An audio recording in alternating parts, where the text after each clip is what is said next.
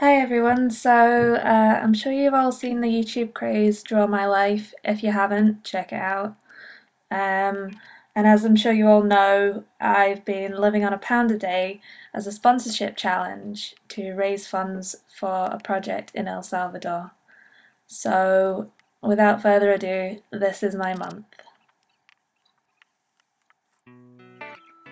So this is me, kind of. Um, and I've got red hair, evidently.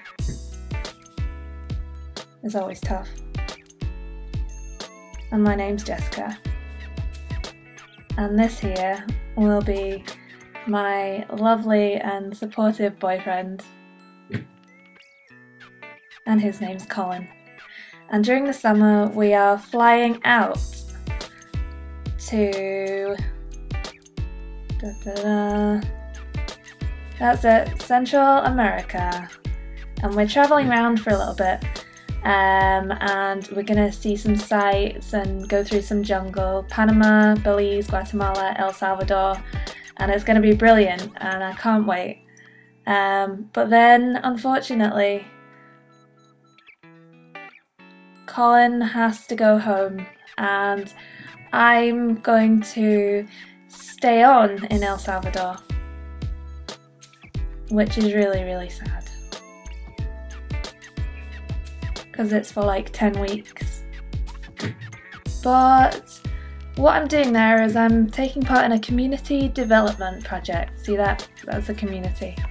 And part of it is to instigate like a sustainable agriculture project so that the locals can feed themselves. But also, oh, would you look at that? That's meant to be the female sign. I always get that mixed up. But it's meant to signify that there's a women's empowerment group. That's a basket. Don't ask. And so they can earn money for themselves. And this is an idea that I wanted to go on, but first I needed the money. So I needed to fundraise £800. So I decided to do a £1 a day challenge, and I would share it with everybody on YouTube and Facebook and try and get as many sponsors as possible. And I would keep a blog of the challenges that I encountered. So the first thing to do was to empty my cupboards of everything.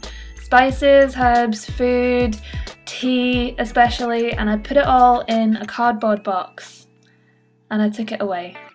I also got makeup, that's some makeup and straighteners, and this just signifies all my cosmetics and electricals, and they went in the box too. And I sellotaped the box up and I sent it away, and that was very sad. I sent it away on a boat to Hawaii. That's not true. Okay. But I did get rid of it. So I started off the week with £30. I say week, I mean month. With £30, and on the first day I went to the shop and I bought some really cheap food, the cheapest that I could find, and even cheaper than I realised existed. It was quite an eye-opener, but it was mainly simple food, rice and beans and onions. So I'd only spent £17.66 by that point. So the first day I decided that I had to go out of the house to study at uni, and I felt a bit rubbish about this because I had a few spots and well, I kind of thought I looked like this, and that made me a bit sad really. I didn't want to go outside.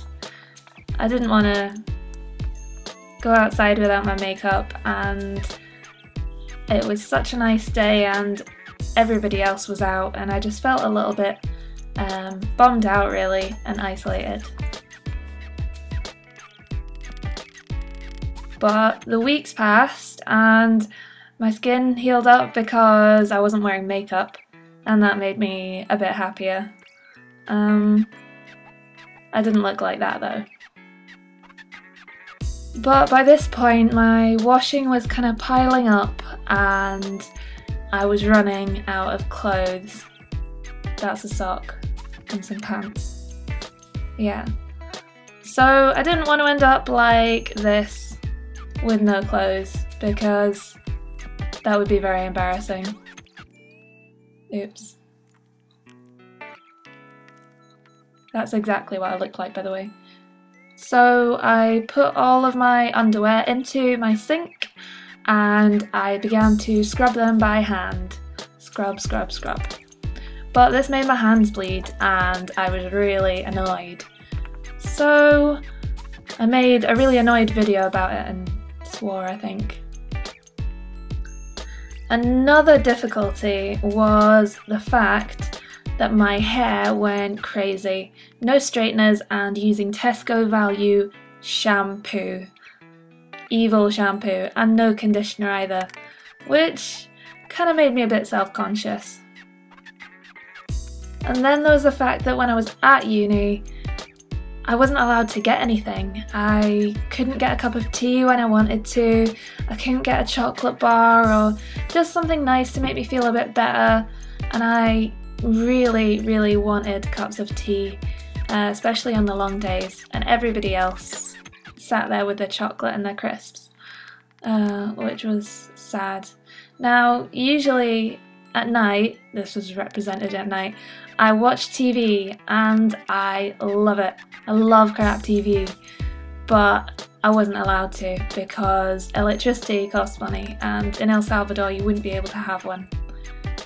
So I took up knitting, which wasn't really the same. I wasn't allowed to listen to music, which I also love, and you guessed it, no socialising or drinking. Uh-oh. And no Facebook. So by this point I was a bit bummed out and feeling really quite isolated and alone, and as if no one was really watching because I wasn't really getting anywhere. And then I started to get some donations through and it really picked me up when I felt quite isolated and made me feel like it was worth what I was doing. And then even more came through and the money just kept mounting up and it was amazing. I was really so grateful for all the donations and the lovely messages of encouragement from everybody. But in particular, I'd like to say a big thank you to my boyfriend Colin, because he supported me when I felt like crap and he made me feel a lot better. And he doesn't, I was drawing him with a mullet there, but that's not true.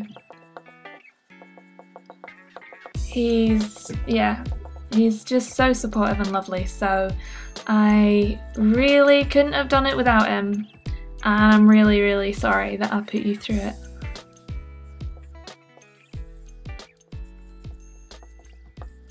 Yeah, so that's him saying nice things to me. You don't need to wear makeup, that kind of thing.